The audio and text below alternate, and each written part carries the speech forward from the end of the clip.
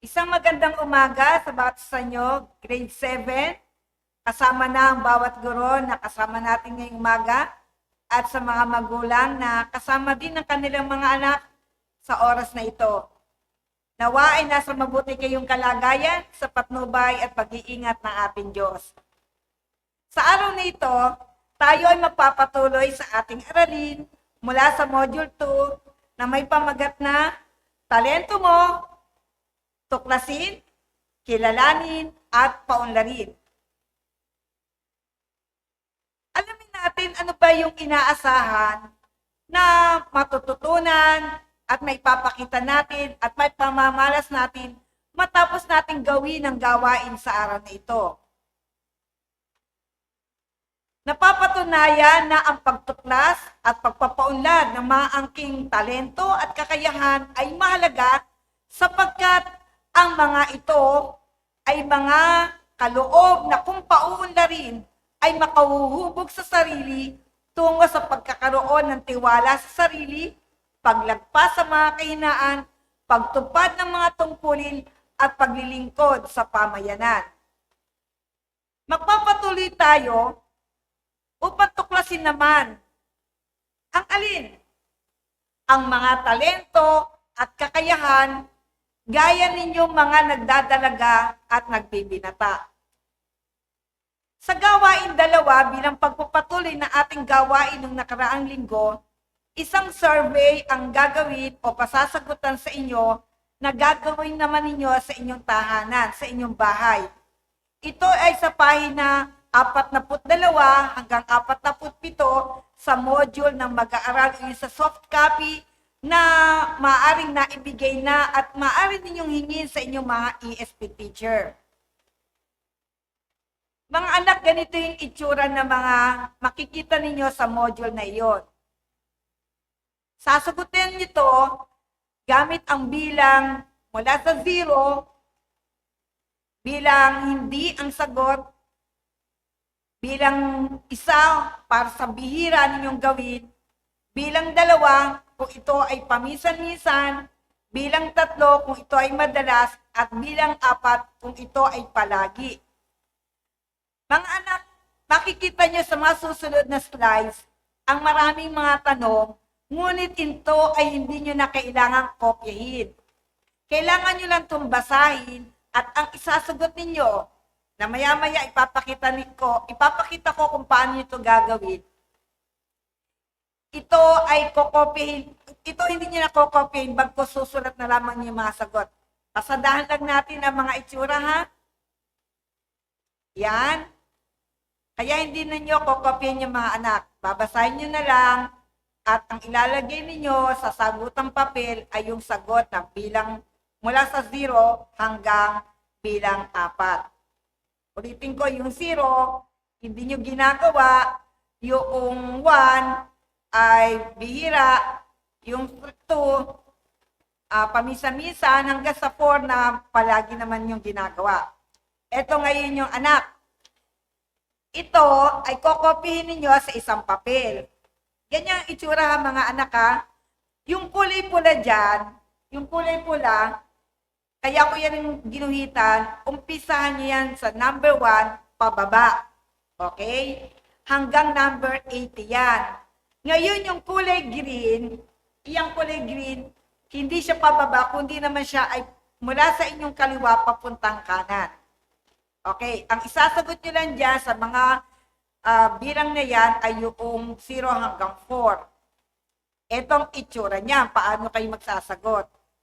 Yung nasa itaas, example, logical, mathematical, iyan yung question number, iyan yung bilang ng tanong. At sa ibaba naman, yung kulay pula, iyan yung sagot ninyo na pinili nyo mula sa 0 hanggang sa number 4. At ito ngayon, yung may bilog na blue, yun yung total ng hilera na yan.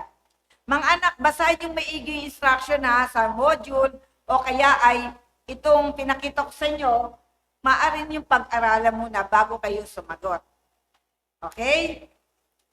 Mga anak, hindi yun gagawin ngayon, kundi mamaya pagkatapos ng ating live streaming. Ngayon naman, dadako na talaga tayo sa pagsuri kung ano yung itinuturo ng ating aralin. Talento mo, tuklasin, kilalanin, at paunlarin. Talented ka ba? Ulitin ko yung tanong ha. Talented ka ba? Halos data lahat ng istasyon sa TV, mga Pilipinas man o sa ibang bansa, ang palabas nila ay may patungkol tungkol sa pagtuklas ng mga talento. Marahil isa dyan o lahat ng iyan ay mga napanood nyo na at nakakita kayo ng mga iba't ibang tao na nagpapakitang gilas o nagpapakitang galing ng kanilang mga talento. Ang tanong naman, ano ba ang talento? Ayon kina Thorndike at Barnhart, mga psikologista na kay Tagalog sa mga psychologist, sa kanilang beginning dictionary, ang talento daw ay ang pambihira at likas na kakayahan. Madalas sinasabi ng mga psychologist, ng mga psikologista, na ang talento daw ay may kinalaman sa genetics o mga pambihirang katangiang minana sa magulang. Ano naman ang kakayahan? Ang kakayahan ay kalakasang intelektual o intellectual power upang makagawa ka ng isang pambihirang bagay.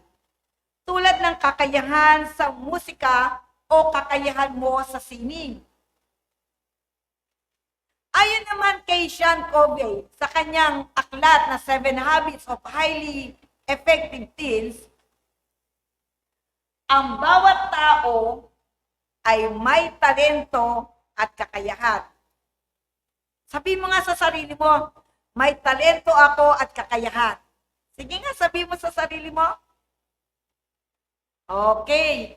Ang bawat tao daw ay may kakayahan at talento. Gayunpaman, ang mga talentong taglay natin ay patuloy na paghusayin at ang mga kakayahan na meron tayo ay dapat na paunlarin.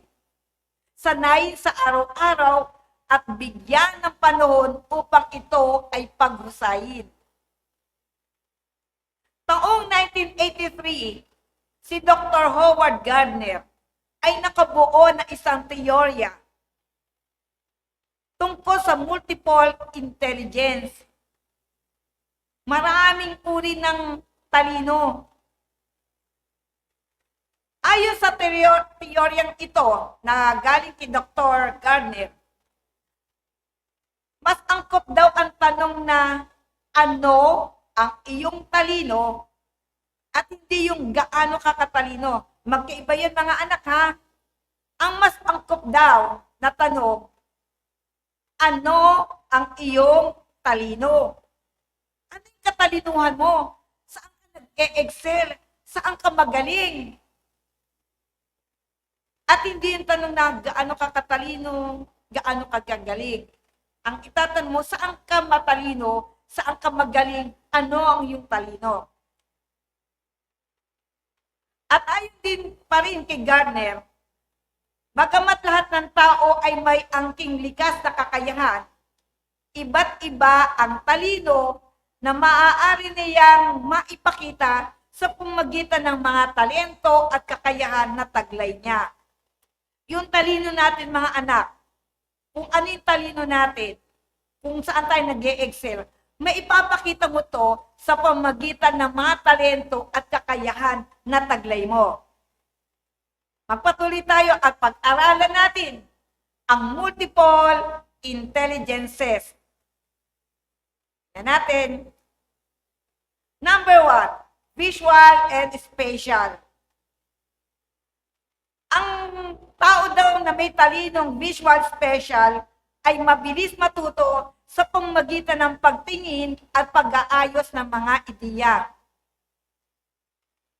Katulad ng yung mga tao na mahilig sa sining.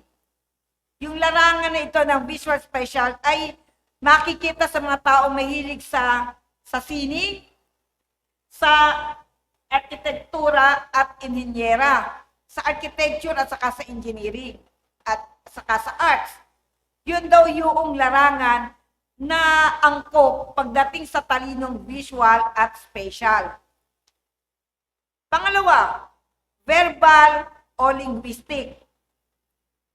Ito naman ang talino sa pagbigkas o pagsulat ng salita.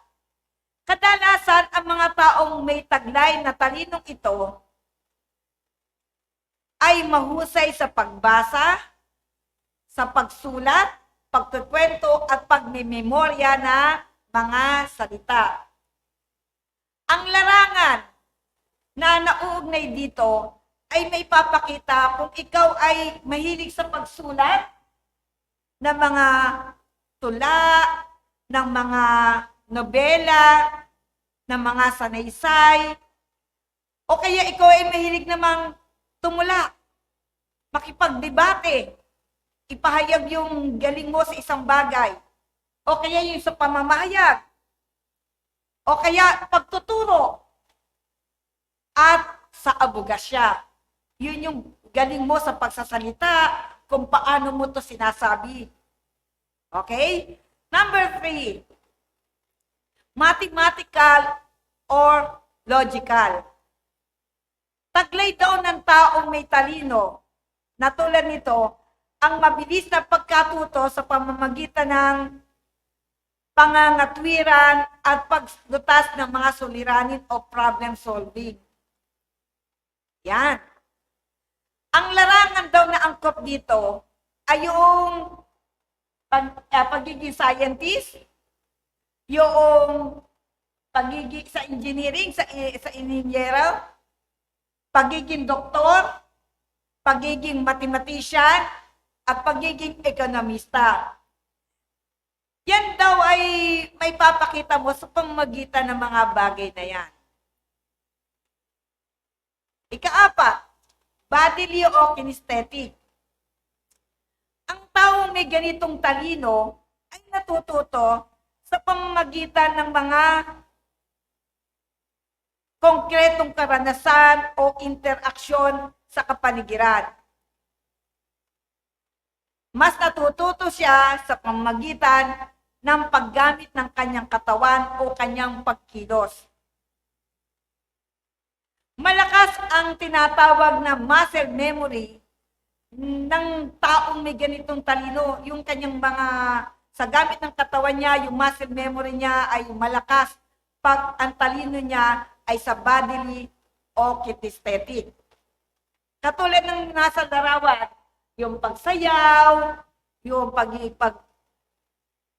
pag-arte, yung pag-artista, yung sa larangan ng sports, yung mga doktor sa panahon ng kanilang pag-oopera, yung mga tao sa construction, yung sa pagpupulis at pagsusundalo.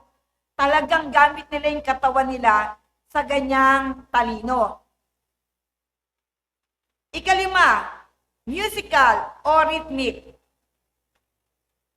Ang tao daw na nagtataglay ng talinong ito ay natututo sa pamamagitan ng pag-uulit, ritmo o musika. Yan. Angkop sa talinong ito ang mga taong katulad ng musikero, kompositor, at mga disc jockey. Yan yung makarinig lang sila ng konting tunog. Minsan ay nakakagawa na sila ng mga lyrics o ng mga himig o music at nakakabuo na sila ng isang awit. Yung makarinig lang sila ng tugtog ay meron na agad silang beat o tempo na nabubuo. Yun yung mga may talino pagdating sa musical o rhythmic. Sunod natin. Pang-anim, intrapersonal. Sa talinong ito, natututo ang tao sa pamamagitan ng damdamin, ng halaga o yung value niya, at yung kanyang pananaw o perspective. Itong talino nito ay nakaugnay sa kakayahan na magnilay at masalamin ang kanyang kalooban Siya lang sa sarili niya. Karaniwan ang taong may ganitong talino ay malihim at mapag-isa o introvert. Yung mas nakikilala nila ang kanilang sarili kapag sila ay nag-iisa. Hindi sila masalita, malihim sila, pero kasabay nung pag-iisa nila, nag-iisip din sila sa kanilang mga sarili.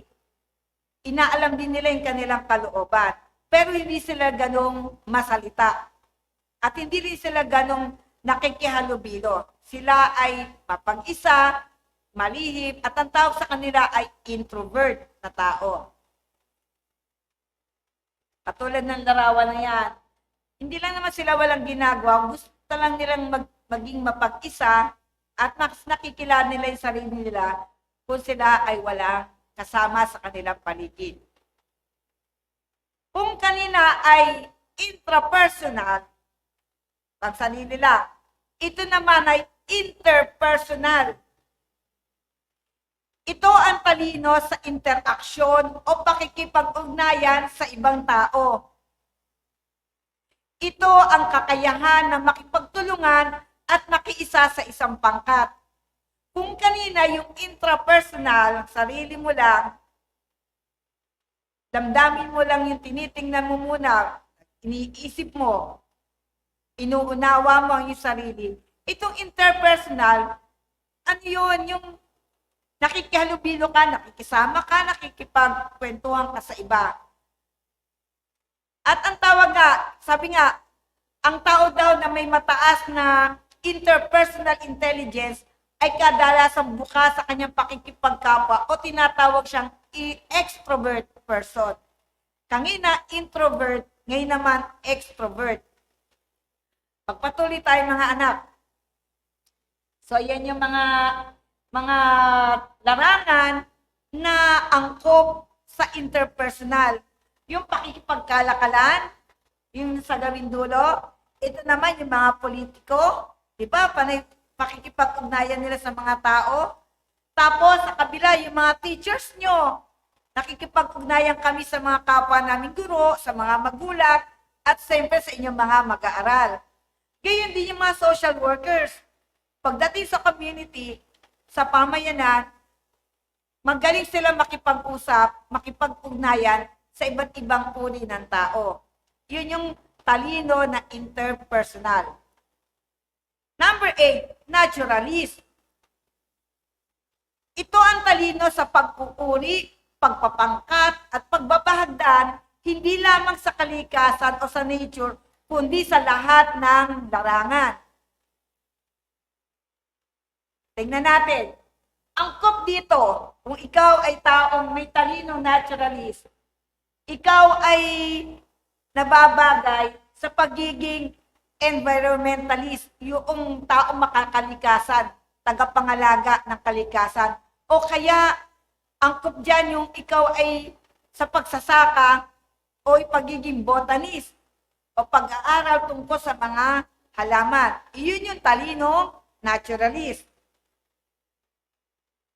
Pang-siyam at siyang panghuli ay yung talinong existential. Ito ang talino sa pagkilala, sa pagkakaugnay ng lahat sa daigdig, gaya ng mga tanong na, tingnan natin mga anak kung anong uri ng mga tanong na to. Bakit ako nilikha? Okay? Pangalawang tanong. Ano ang papel na gagampanan ko sa mundo?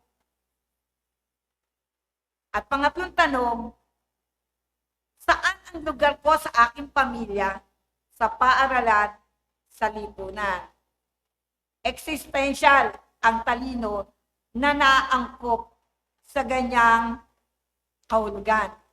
At ang mga tao, gaya ng mga philosophers, gaya ng mga theorists, ay bahagi o kabilang sa talinong existential. Ngayon mga anak, tingnan natin. Pinag-aralan natin ang siyam na multiple intelligences. Balikan nga natin kung ano yung siyam na yon. Sige nga. Ano yung siyam na yon? Okay. Visual spatial, verbal linguistic, mathematical or logical. Ano yung pang-apat? Bodily kinesthetic. Panlima, musical or rhythmic. Pang-anim, intrapersonal. Pang-pito, interpersonal. Pang-walo, naturalist. At pang-siyam, existential. Ngayon mga anak, napakinggan niyo yung pagtalakay natin sa mga multiple intelligence. Yung ating talento at kakayahan, maaaring naiisip nyo, ako yun na. Yun yung kakayahan ko, yun yung talento ko. Kaya, bago tayo maghiwa-hiwalay, iiwan ko sa inyo o mag-iiwan tayo ng isang takdang aralin. Pagyamanin ninyo ang lektura o yung pagtalakay natin. Gamit ang inyong sariling opinyon, gamit yung mga nabasa ninyo, napakinggan ninyo, sagutin ninyo ang tatlong tanong na ito. Isulat ang inyong mga sagot sa inyong ESP notebook, ha? May talento ba ang bawat tao? Tanong bilang isa. Kung ang sagot mo ay opo, pangatwiranan mo. Kung sagot mo naman ay hindi po, pangatwiranan mo pa rin. Tanong bilang dalawa. Magkasing kahulugan ba ang talento at kakayahan? Patunayan mo gamit ang iyong sagot at ang iyong pagsulat. Pangatlo, bakit mahalaga ang pagtuklas at pagpapaunlad ng mga angking talento at kakayahan? Yan yun mga anak, tatlong tanong ay maaari nyo sagutan mamaya pagkatapos ng mga live streaming ng iba't ibang asignatura. Gayon din yung ipaalala ko sa inyo yung survey na sasagutan ninyo gamit ang bilang 0, umpisa sa 0, 1, 2, 3, at 4. Pero bago nyo sagutan uli yung mga anak, ha, basahin yung maigi yung mga instruction. Mga anak, naniniwala ako na ang Diyos ay nagbibigay sa atin ng talento at kakayahan. Sabi nga, kung ano daw yung ginagawa natin sa mga kakayahan natin, sa ating mga talento at kakayahan, yun daw yung paraan ng pasasalamat natin sa Diyos. Nawa, makita sa atin ng Diyos, ng inyong mga magulang, ng inyong kapwa, na ang talento at kakayahan na meron ka ay pinagyayaman mo. Matapos mo itong tuklasin, hanapin mo kung saan ka magaling. Hanapin mo kung saan yung talino mo, ano yung talino mo. Pag natuklasan mo kung ano yung talino mo at kung saan ka nag-e-excel, kilalanin mo yun. I-recognize mo na ikaw ay may talinong visual spatial, meron kang talinong musical o rhythmic at iba pa. At pagkatapos mo itong tuklasin, kilalanin, gagawin mo naman mga anak ang pagpapaunlad ng mga ito. Mas lalo mabibigyan ng buhay kung anong meron ka, kung ito ay pauunlarin mo at gagamitin mo sa tama, gagamitin mo na may kabutihan sa iyong pang-araw-araw na buhay. Muli mga anak, iiwan namin sa inyo, manatili nawa at maranasan ninyo ang pagkakaroon ng magandang buhay at manatili kayo sa isang mabuting tao. Pagpalain tayong lahat ng ating Panginoon. Paalam grade 7. Ingat tayong lahat.